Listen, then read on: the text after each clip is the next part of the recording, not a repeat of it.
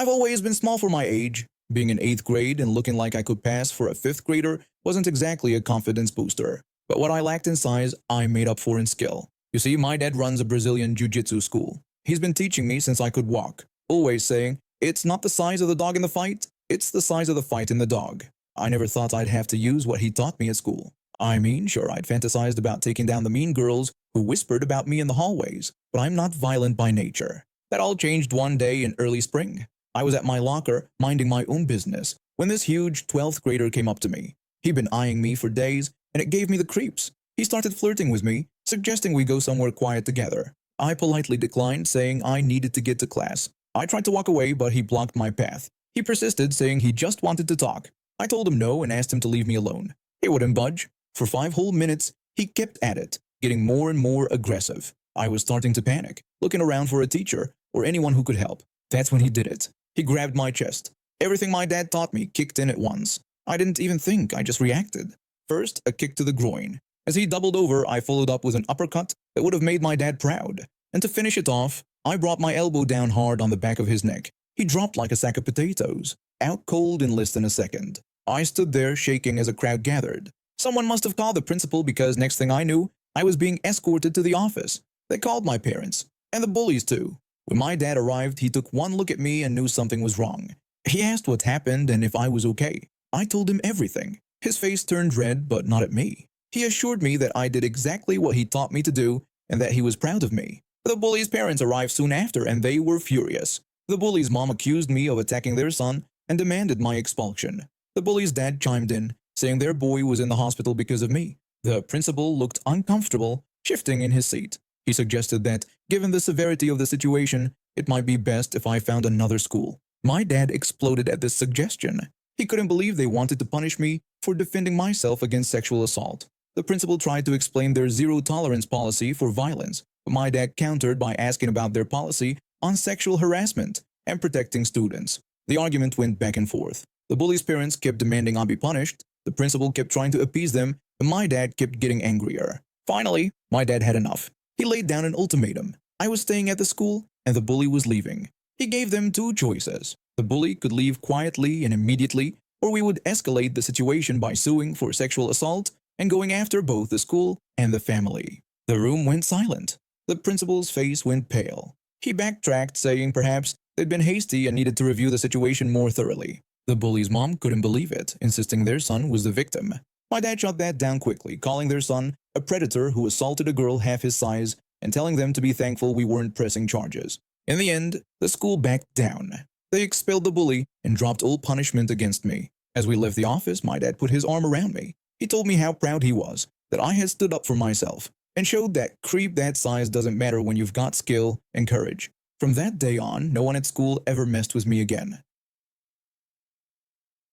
I have Tourette's syndrome, attention deficit disorder, and obsessive-compulsive disorder. My tics made me an easy target for bullies, and I spent most of my school days trying to become invisible. The only bright spots in my life were my pets. We had 3 dogs and 2 cats, all rescues. They were my best friends, the ones who got me through each day. I'd wake up every morning just to see their wagging tails and hear their happy barks. One of our dogs, a sweet little thing we'd saved from neglectful neighbors, was especially close to my heart. She had some health issues that required regular vet checkups. One day, my mom brought her to school so we could take her straight to an appointment after classes ended. That's when everything changed. Mom had stepped away to use the restroom, leaving me alone with my dog for just a few minutes. I should have known better than to let my guard down, even for a moment. The school bully and his cronies spotted us almost immediately. The bully approached us, mockingly asking if I had a new toy for them to play with. He called me a cruel name, referring to my condition. I pleaded with him, explaining that my dog was very sick and begging him to leave her alone. But the bully just laughed, saying there was no fun in that. Before I could stop him, he snatched her up and started tossing her to his friends like she was a ball. My poor dog had had surgery recently, with steel bars placed in some of her bones. Being handled roughly caused her intense pain. When the bully grabbed her again, she snapped at him in self-defense, nipping his hand. The bully reacted angrily, calling my dog a nasty name and telling her to learn respect. With that, he threw her. I watched in horror as she flew through the air, hitting the ground hard about 5 meters away. I screamed, which alerted my mom. As she came running, the bullies took off laughing. We rushed to the vet, but it was too late. The trauma had caused brain hemorrhaging, and we lost her. I was devastated. Our other dog waited by the front door for 2 days, hoping his friend would come home. I tried to report what happened, but the bully was popular and his parents were friends with the principal. Nothing came of it. That's when something in me snapped. The quiet, shy kid was gone. In his place was someone filled with rage and a burning desire for justice. I started working out every morning before school, building my strength and confidence. I made a few friends for the first time. Most importantly, I cultivated an image as the perfect student, kind, helpful, and completely incapable of hurting anyone. For 3 years, I played the long game. I waited until everyone saw me as the model of innocence. Then I struck. The bully had a sports scholarship. It was his whole future, the only thing he really cared about. So that's what I targeted. I spread some carefully worded rumors, making sure the right people heard about what he'd done to my dog. I may have mentioned that there were those willing to pay for a little street justice. A week later, the whole school was buzzing with the news. I overheard students talking about what had happened to the bully. One student asked if the other had heard about the incident.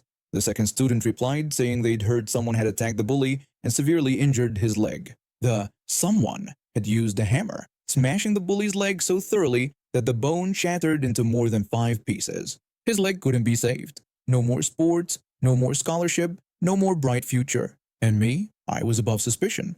After all, I was a nice kid who never held a grudge. The teacher's favorite student who would never dream of hurting anyone.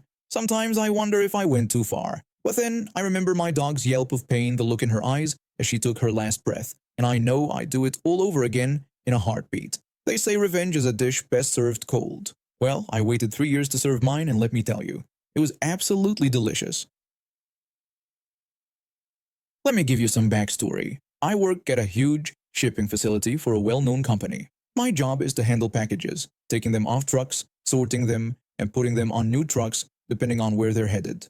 I mainly work with the delivery trucks that bring packages to homes and small businesses. Each package has a barcode and a label showing the address, which part of our facility it goes to, and which truck it should be loaded onto. We used to have small scanners to scan the barcodes. This helped us avoid putting packages on the wrong trucks or dealing with packages that didn't belong in our area. Enter my former supervisor. Let's call him Mr. Micromanager. This guy was the ultimate control freak. He'd constantly watch us work, crossing his arms and staring to make us work faster. He'd tell us to grab all our packages as they came to us on the conveyor belt, even though any we missed would just loop back around. He'd insist we load big packages right away, even though it made it harder to move around and place other packages. Sometimes he'd even jump into our trucks to rearrange things his way. Mr. Micromanager had us all in a group chat where he'd compare our work speeds based on how many packages we scanned. I guess he thought it would make us work harder, but honestly, none of us cared. He was always going on about how we needed to scan every package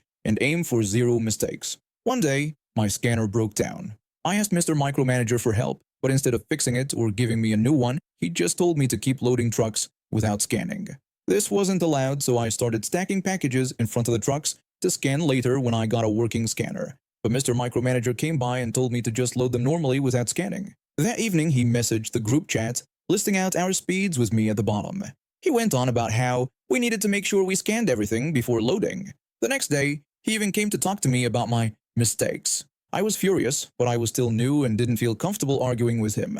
I just made a mental note to always scan, no matter what. Fast forward a few months, Mr. Micromanager was leaving for a new job and training his replacement. During his last week, my scanner broke again. Just like before, he told me to keep loading without scanning. This time I smiled and nodded, but I started stacking packages in front of the trucks instead. Soon, Mr. Micromanager came back with a trainee. He asked me what I was doing. I told him I was stacking my packages. He told me to keep loading my trucks. I refused, saying I wouldn't load them without a scanner. I'll admit, I was done with his nonsense by this point.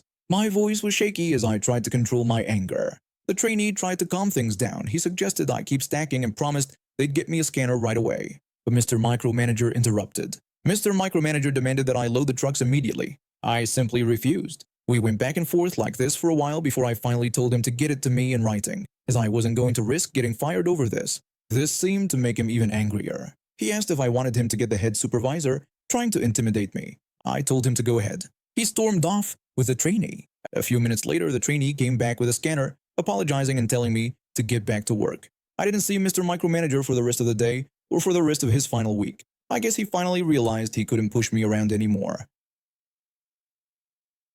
I never had a normal childhood. From as far back as I can remember, my older sister ruled our household with an iron fist. She was 12 years older than me, but somehow she convinced our parents to let her play mom and dad. Looking back, I can see how messed up it all was, but at the time, it just felt normal. My sister was relentless in her criticism of me. When I was 10, she made me stand in front of her friends while she tore apart my appearance, focusing on my weight. It was humiliating. By 11, I was begging to join Weight Watchers, desperate to stop the constant barrage of insults. But it didn't stop there. My sister seemed determined to paint me as some kind of delinquent. She called my school demanding they drug test me. When they refused, she didn't give up. Instead, she made an anonymous tip that I had drugs in my locker. Of course, there was nothing there, but the damage to my reputation was done. She loved to play armchair psychologist too. As a social worker, she thought she had the right to diagnose me with all sorts of disorders. It was like she was building a case against me, creating a paper trail of how troubled I was. My parents just stood by and let it all happen.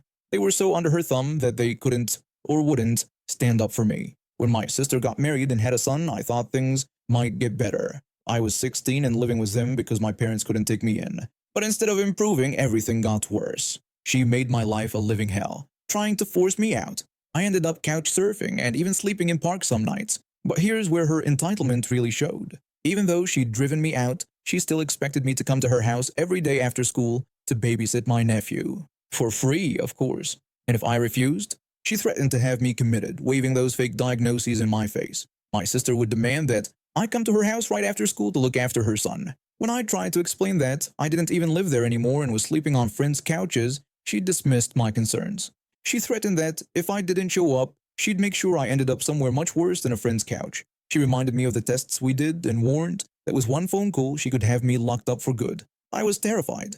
She and my parents had drilled it into my head that I could never talk to outsiders about what was happening. They said I'd be taken away and put in foster care, which they painted as a fate worse than death. So I kept quiet and did what I was told. This went on for years, decades even.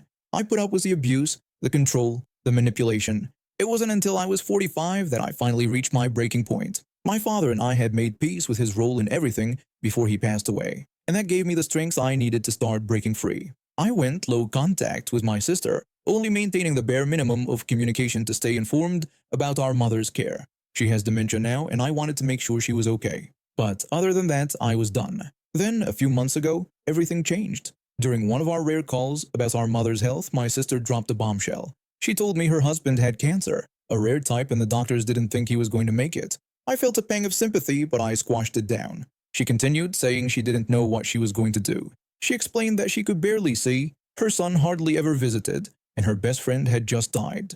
She told me she needed me. There was a long pause. I could hear her breathing on the other end of the line, waiting for me to offer comfort, to rush to her side like I always had before. But not this time. I simply expressed my sympathy about her husband's condition and hoped he would get the care he needed.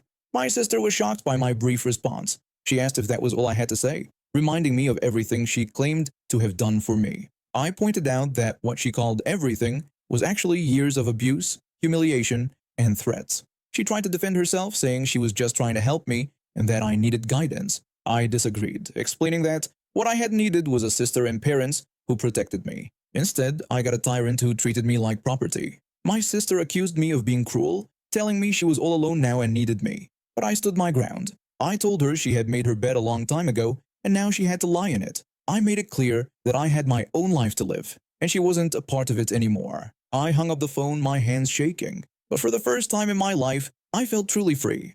I had finally stood up to her, finally said no. And you know what? The world didn't end. I wasn't locked up or taken away.